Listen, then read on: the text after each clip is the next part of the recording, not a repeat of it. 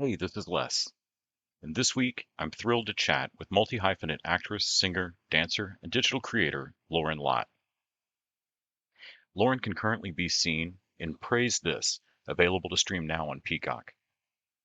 But her talents extend not only to scripted work, but also music, where her voice captured national attention when she enthralled audiences on season 14 of American Idol.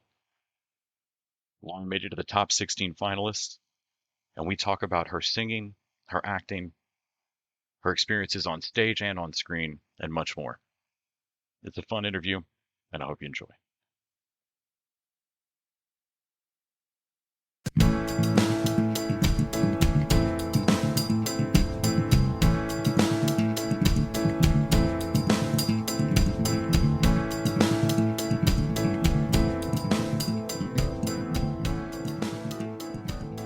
Hi, Loren. Thank you so much for making time.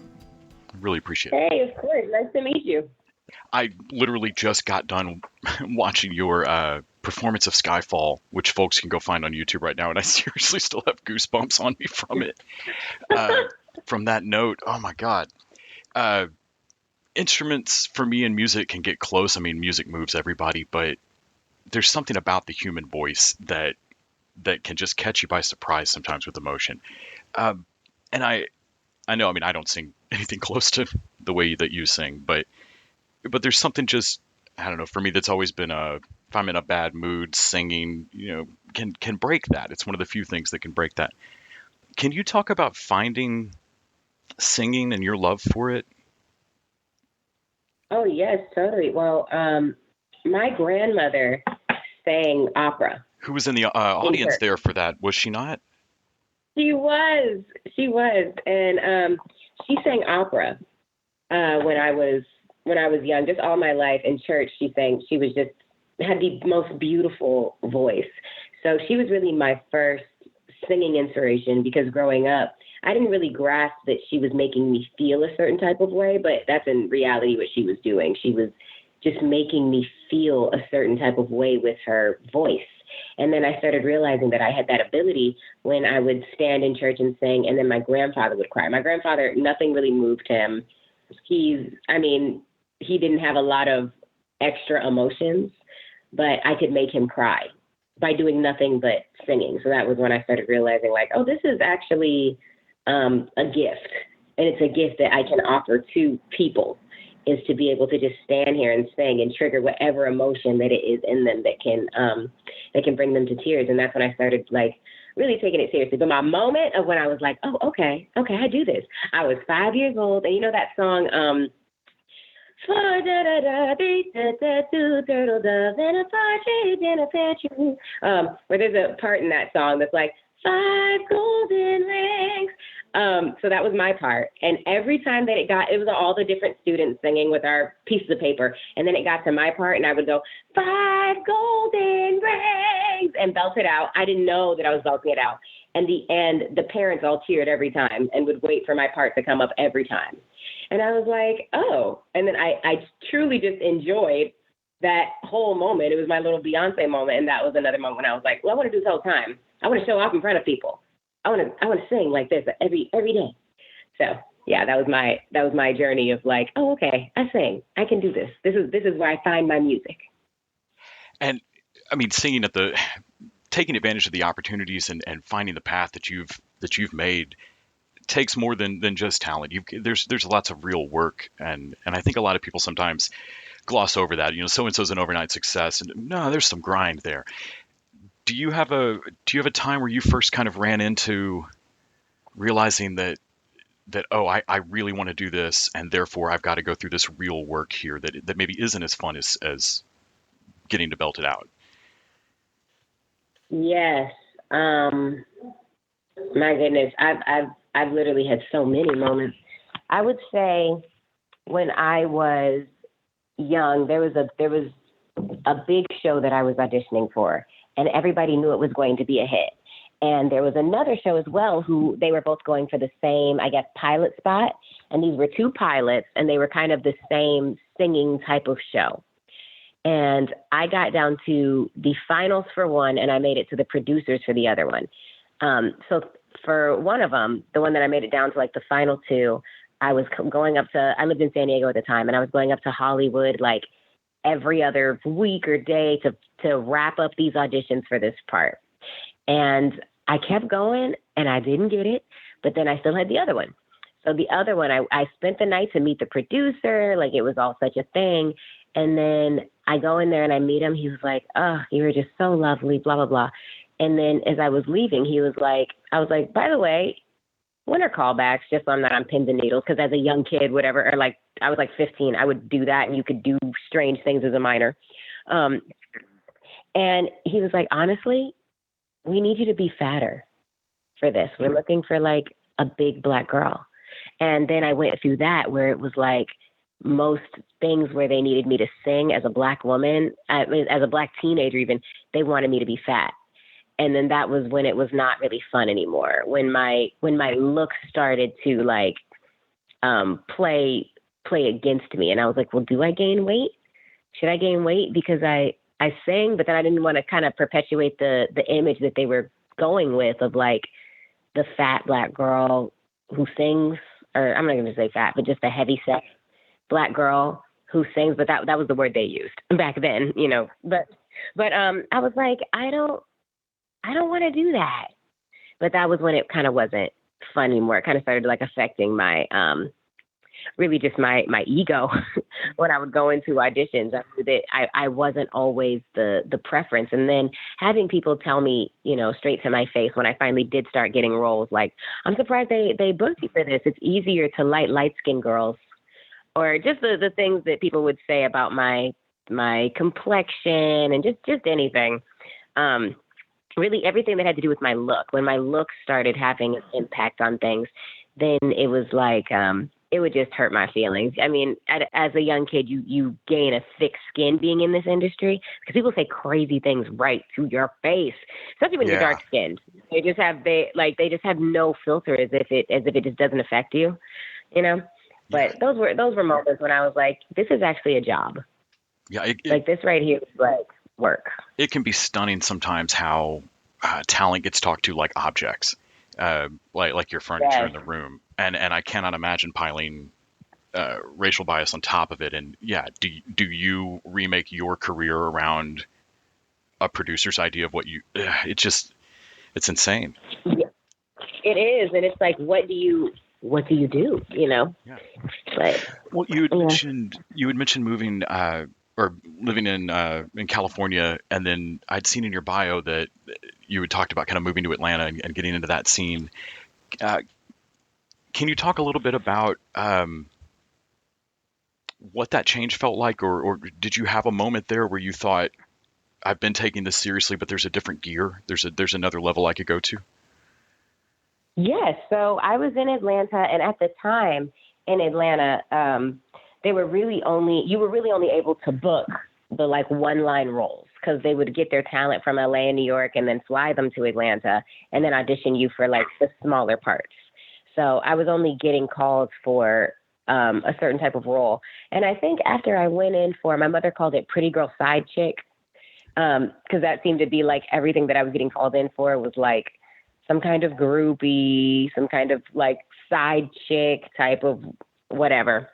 After a while of those, I was like, I think God has more for me. And then I had the strangest feeling. Like I felt it. I felt everything in my soul. I've only felt it twice where I felt like, oh, God wants me to move out of this city.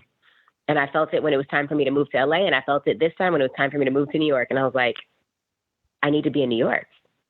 And then that's when I started, I got a Broadway agent. And from Atlanta, I just started sending in tapes for Broadway. I started flying up for callbacks, and I was only auditioning for about 2 weeks, actually, when I booked 2 Broadway shows, and I went with Once on This Island, and then I was off to New York to start my, continue my Broadway career. Did you find that kind of reframed how people looked at you as talent? Yes. Oh my goodness. People started taking me more seriously because now I had already done Broadway, but something about doing it again, I don't know. Something about, I guess, living in New York, like they people started really taking me seriously. And I think also because my journey, I documented my whole journey on YouTube and like on Instagram. And now I have social media, and I really took people on the journey of like, this is me behind the scenes. I'm an understudy. This is my first time going on, so I started gaining just a little bit more love. I started getting more followers. Casting directors started following me as well. And I started realizing a shift even afterwards when I was going to audition rooms. And especially in New York, everybody goes to Broadway shows. So I would get invited to auditions just because they had seen me on Broadway. And then when I went to LA, my first job was The Young and the Restless.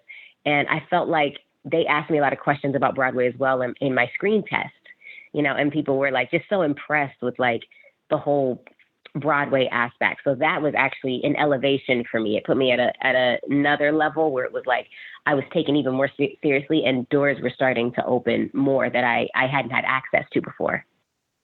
Did you find, I've heard that soap operas shoot incredibly fast. Did you find that to be like a crazy lurch, jumping from stage theater to, I mean, when they pull the trigger on stage theater, you get to go all the way to the end. You know it. They're not going to stop you. They're not going to do it out of time sequence. You got to go.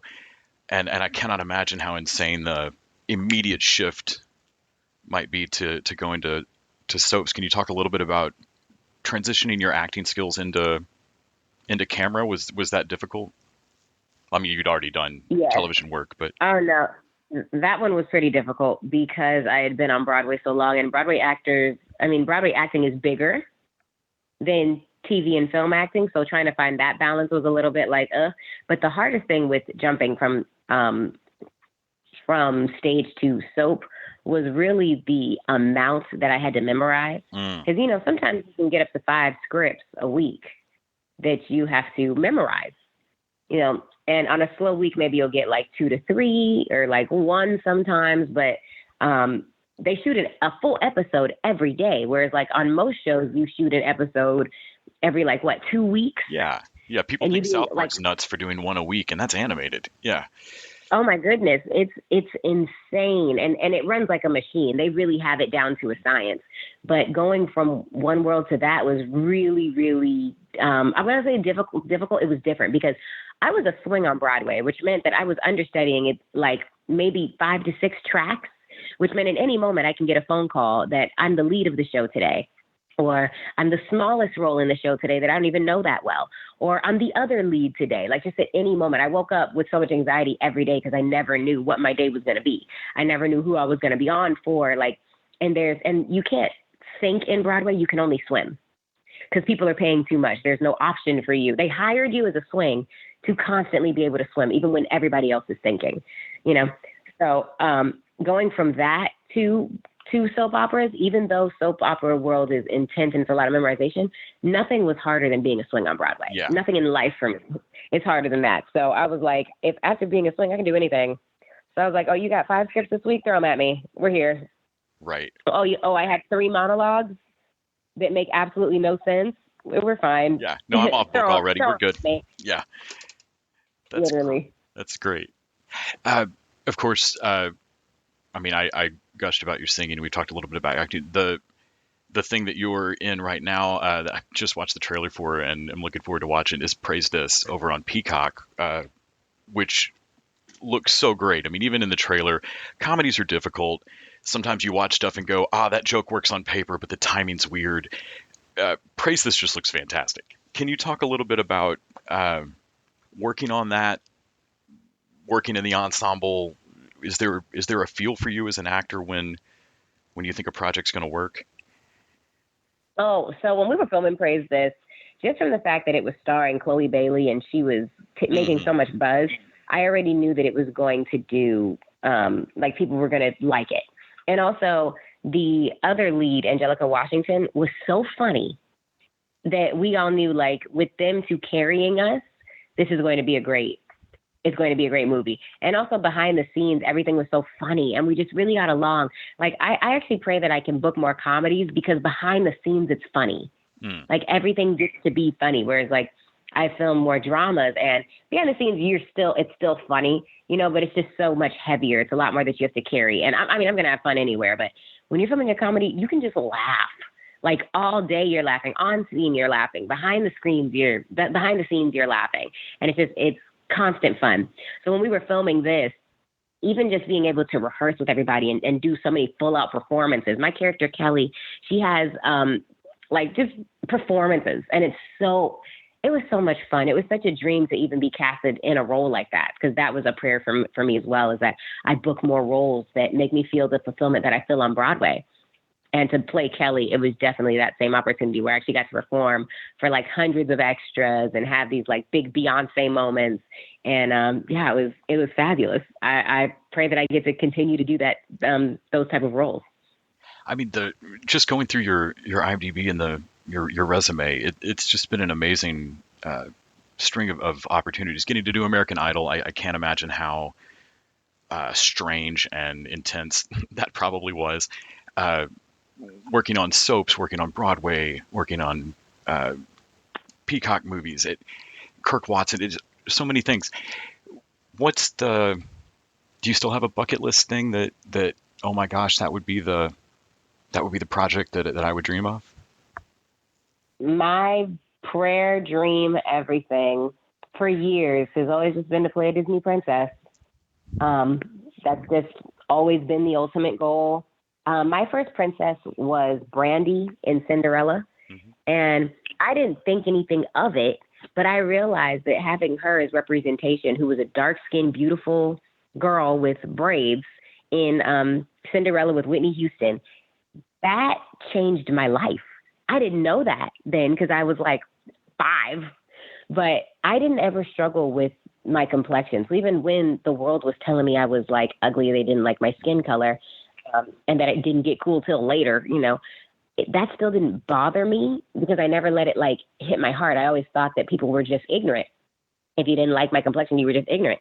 But I realized so many of my sisters, not my actual sisters, but my other queens, other Black girls, they really struggled with like hating their complexion, wanting to be lighter. And I never felt that because I had representation like Brandy playing the title role in Cinderella to make me feel like I was seen, and I would love, we have so much representation now, but I would still love to do that for some little girl, for her to look up and see me and see herself in me, even if she's not Black, even if she's just any little girl. I would love to be that for her. And I pray that God blesses me with that opportunity and sees me fit to be that kind of role model.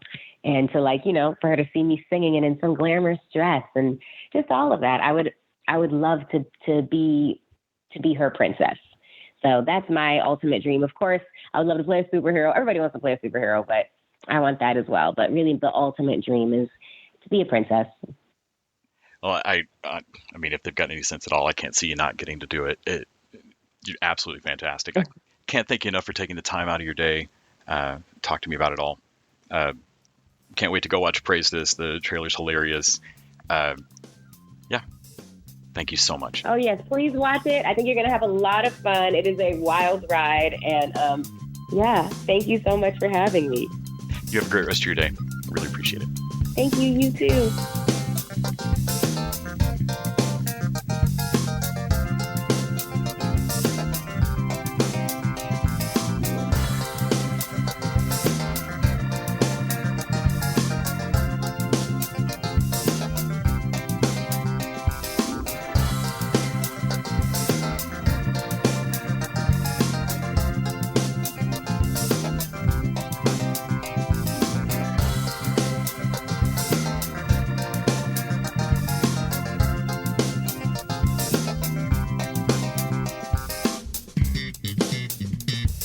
TV Dudes is an independently run podcast out of Austin, Texas. We are exclusively listener supported. If you'd like to help us out, go to patreon.com/TVDudes. You can also find us on Facebook, Twitter, and Instagram at TV Dudes. All the music for our show is done by our friend and original TV Dude, Gregory J. Amani Smith. To find out more about us, go to thetvdudes.com. I'm Randy Lander. I'm Les Weiler. And I'm Kyle Scott. Thanks for listening.